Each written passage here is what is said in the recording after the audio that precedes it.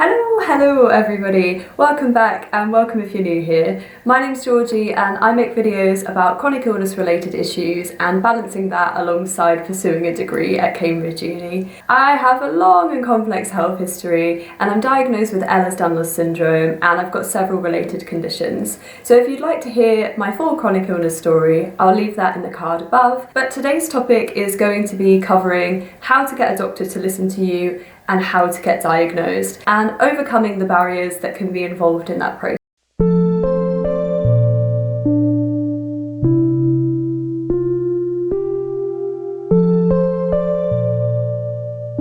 I had symptoms for almost 20 years before I received a proper diagnosis. I saw hundreds of doctors and I was told so many things along the lines of, you're fine, you're perfectly healthy, it's all in your head, or maybe you just need to eat more chocolate biscuits. I think there's often a misconception that when you get sick or you have persistent symptoms that you're dealing with, that you go to a doctor, they run a few tests, they diagnose the problem, and they send you away with a treatment plan. But as many in the chronic illness community know, it's far more complex than that, and it can be a really difficult journey. In order to get diagnosed, I had to become an advocate for my own health, and that can be an exhausting process that not everybody has the capacity to be able to do, or simply don't want to, and that's perfectly valid. But if you are somebody that's fighting for a diagnosis or to be listened to, and you're trying to understand your own health, then this video might be helpful to you. And I've definitely learned a few lessons over the years in trying to understand my own health journey. So the first tip that I have is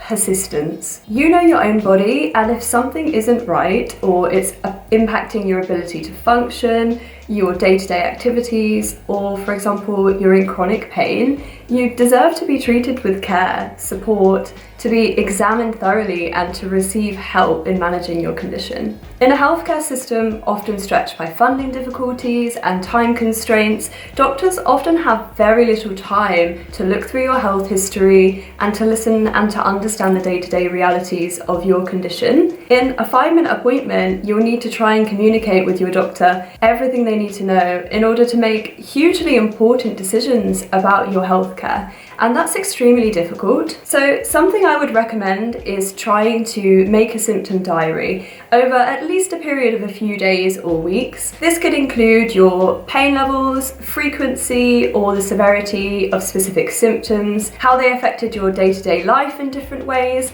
and maybe any ways that you self-manage those symptoms. And this allows your doctor to understand the issues you're facing in far better detail and in a quantifiable way. Secondly, this might be eased by taking someone with you to your appointments or nominating a person to help with your health advocacy. So this could be a family member, a friend, or anyone who supports you. If there's nobody available to help you, there are dedicated organisations in the UK who can help with patient advocacy, and I'll make sure to leave all of those in the description box below. And if you're someone that's experiencing chronic symptoms or you deal with severe fatigue, for example, you might not be able to advocate alone, and that's okay. I remember when I was at my sickest, I certainly couldn't advocate for myself. I couldn't really do anything at all. But please, if you can, reach out for people who can help support you, because you deserve the opportunity to pursue healthcare and to get better. And my comment section and social DMs are always open for anybody that would like further advice or support on this topic. The next issue that many people face is finding the right doctor, practitioner or specialist,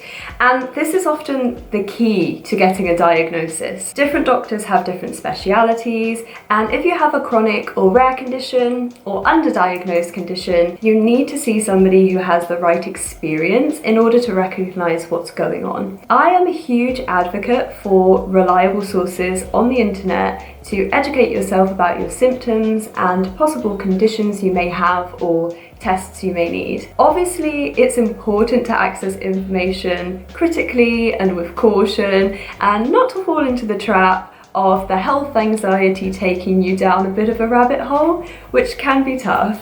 But coming to your doctor with information that you've taken the time to research can be very helpful. And on that note, I honestly think it's a red flag if your healthcare professional tells you not to Google your symptoms.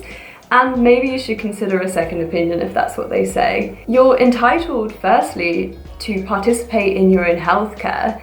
And further to this, doctors make mistakes a lot, especially with chronic illness and complex conditions. I can definitely say I was misdiagnosed several times, and so a healthcare professional should expect to receive a degree of accountability. Obviously, don't go into your appointments with the attitude of knowing more than your doctor, but politely bringing up any thoughts, theories, or questions you have shouldn't intimidate them. And you deserve a chance to be listened to, so don't let them dismiss you.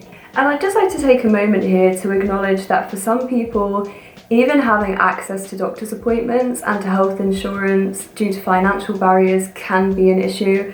And I'm so sorry to anybody in those situations. Going through chronic illness is tough enough without having so many barriers that patients face, and it just sucks that getting diagnosed is a privilege. For example, for myself, I was lucky enough to have a really supportive family who also had the financial capacity to take me to a private doctor, which is how I eventually got diagnosed. And I'm very passionate about healthcare reform, but that's a topic for another video. So back to the advocacy.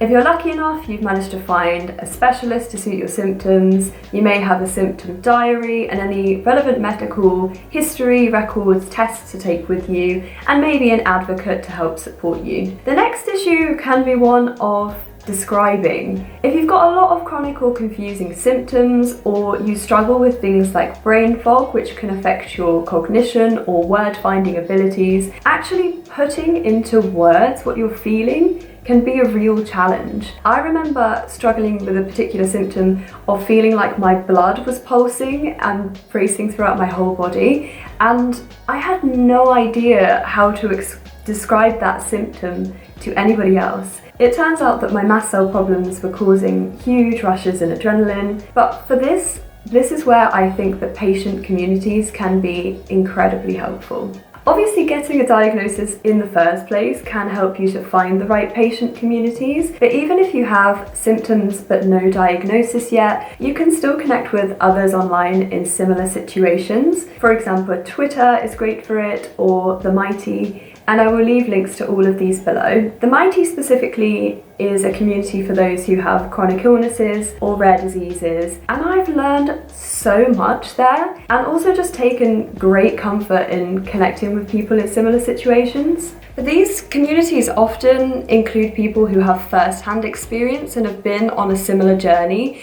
whose advice can be exceedingly helpful. Obviously, I'm not recommending that you believe everything you read or anything that anybody says, nor am I saying that patients are more informed than doctors, but with things like choosing the right practitioner or specialist appropriate to investigate your symptoms, maybe finding somebody local to you, helping to find the words to explain or describe what you're feeling, or knowledge of like the procedures and practices to pursue other options if you aren't getting the support that you need. These communities can be invaluable. The other thing I'd like to mention is don't focus too much on a clear-cut diagnosis. And I know this is easier said than done, because a diagnosis both provides validation and also the opportunity to get better. But our bodies are hugely complex beings, and sometimes it's simply not possible to find something set in stone, even if you have the right doctor. Managing your symptoms and making day-to-day life a bit more pleasant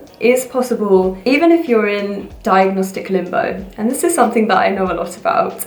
And I wrote a piece on it recently, which I will link in the description box below if you'd be interested in reading it. The last thing I'd like to touch on is if you have a mental health diagnosis, and this is influencing the way in which you're receiving care for your health. And what I mean by this is, for example, when doctors say something like, "Oh, it's just your anxiety," and they refuse to investigate your symptoms. There is a link between stress and the exacerbation of pre-existing conditions, and many such as myself may find that in times of pressure or stress, our physical symptoms may flare up. But I think Many members of the chronic illness community know all too well that the relationship between long-term illness and health anxiety and mental health is far more nuanced and complex like that, and simply blaming your mental health for the manifestation or aggravation of physical symptoms I think is quite a dangerous notion used by many doctors. And sometimes it can mean that they simply refuse to investigate anything. So what I would say to this is, please do not let your doctor dismiss you, because even in cases where stress and emotional triggers are contributing to your issues, it doesn't mean that the resulting symptoms, or even health anxiety itself, if that's what you're struggling with, don't require care and attention. So I'd just like to finish this video by saying that I think doctors are incredible. They do an amazing and seriously difficult job, but it still stands that navigating a complex health system can be extremely difficult, and we do need to be advocates for our own health. And that's why I wanted to make today's video. So I hope that you enjoyed it. I hope that you found it helpful. If you did, please give it a like, comment and subscribe, and let me know down below in the comments which chronic illness related videos or topics you'd like me to cover next. Much love to you all. I hope that you're staying safe and as well as you can. Take care and see you in my next one.